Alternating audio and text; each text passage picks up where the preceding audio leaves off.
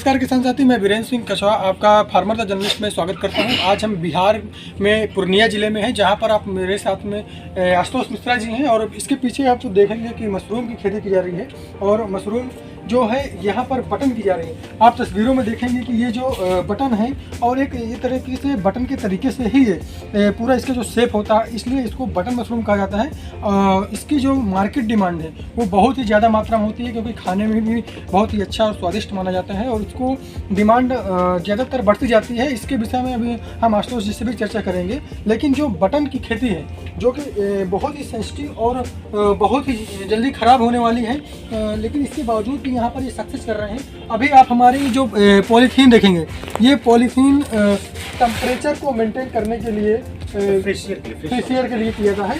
इससे कि इसमें जो बटन है जी, तो इसमें उसको फ्रीजिंग स्टेज में रखा जाता है जी, नहीं फिश हवा के लिए। अच्छा, तो अब इसके विषय में हम जानकारी करेंगे आशुतोष जी से, और आशुतोष जी से जानेंगे कि ये सब चीज़ें किस तरह से सेटअप किया है और किस तरह से इसकी मशरूम की खेती कर रहे हैं, कितना लाभ हो रहा है, इन तमाम चीज़ों पे अभी चर्चा करेंगे। आशुतोष जी नमस्कार।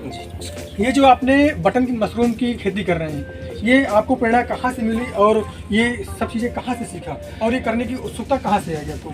जी, पहली बार तो मैं इसको टीवी पर देखा था और टीवी पर देखने के बाद इस कार्य करने को मैं उत्सुक हुआ। अच्छा, तो पहली बार मैं इसकी खेती के बारे में जाना और आगरा में गया था एक बार घूमने के लिए। अच्छा, यूपी से सीख करके? जी जी जी, तो वहीं पे देखा कि इसका खेती हो रहा है। अच्छा, तो वहीं पे मैं गया और वहीं पे मैं सीखा। अच्छा, वहाँ से सीख करके फिर आप? जी जी जी। अच्छा, तो इसमें किस तरह से यहाँ पर इसको इस्टेब्लिश कर पाए हैं, कितनी कठिनाइयाँ आई सामने, इन चीज़ों को भी थोड़ा? जी, स्टार्टिंग में तो बहुत कठिनाइयाँ आई इसमें। पहले तो मैं छोटे स्तर पर किया था, 5 टन का बैच लगाया था। जी। 5 टन के बैच लगाया था, उसमें समझिए कि आपका 2 टन मशरूम हुआ। पूर्णिया में तो उस टाइम कोई मशरूम खाता भी नहीं था और जानता भी नहीं था इसके बारे में, मशरूम के बारे में भी नहीं जानता। पहले हम लोगों का 100 किलो मशरूम भी हो जाता तो बिकता नहीं, सेल ही नहीं हो पाता था। कैसे मार्केट को आप टच कर पाए? मार्केट को हम लोग तो पहले स्टार्टिंग में क्या कि फ्री में दिए कुछ आदमी खाने के लिए। स्टार्टिंग में हम लोग फ्री में ही दिए हैं खाने के लिए। उसके बाद धीरे धीरे हम लोग को पता चला कि इसका मार्केट पटना में है। अच्छा। तो पटना में 10, 20, 50 किलो पटना भेजना स्टार्ट किया। उसके बाद धीरे धीरे जब देखे कि पटना मार्केट बन गया, उसके बाद हम लोग कलकत्ता का रुख किए और कलकत्ता में भी इसका अच्छा मार्केट हम लोग को मिला।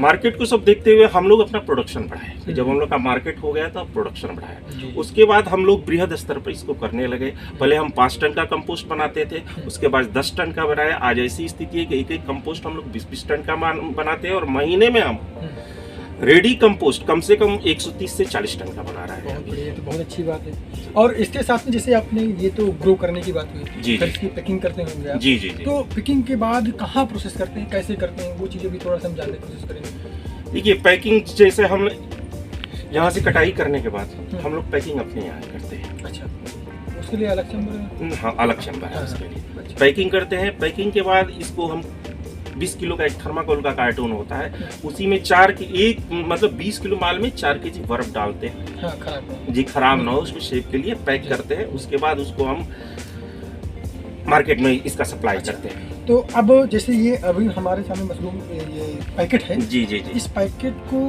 किस तरह से आप तैयार करते हैं और कैसे स्पॉनिंग करते हैं, थोड़ा सा इसके विषय में बताइए आपको। जी जी, पहले स्टार्टिंग में हम भूसे को भिगोते हैं। भूसे को 3-4 दिन भिगोते हैं। कौन सा भूसा होना चाहिए? कुछ ऐसा भी जैसे कुछ किसान क्वेश्चन करते हैं कि सर भूसा कौन सा होना चाहिए, किस चीज़ ज़्यादा मॉइस्चर नहीं होना चाहिए। हाँ, वही भिगा हुआ भूसा नहीं चाहिए ज़्यादा, भूसा ताज़ा होना चाहिए। ताज़ा भूसा रहेगा तो गलने में थोड़ा कठिनाई होगी, कंपोस्ट ज़्यादा देर तक टिकेगा। अगर मान लीजिए भूसा मोटा होना चाहिए, भूसा में ही होगा तो गलेगा, जल्दी गलेगा तो प्रोडक्शन भी कम आएगा हमारा। तो भूसे को भिगोते हैं। भूसे के भिगोने के बाद उसमें मटेरियल 4-5 दिन भिगोने के बाद उसमें मटेरियल डालते हैं। क्या चना, सरसों, मसूर का भी भूसा यूज कर सकते हैं? नहीं, जैसे पैडी हुआ, पैडी पेस्ट जी, पैडी का हो गया, ये हो गया, स्टॉक हो गया। उसके बाद हम लोग ईख का यूज कर सकते हैं, गन्ने का। अच्छा, ईख का यूज करते हैं। जी जी।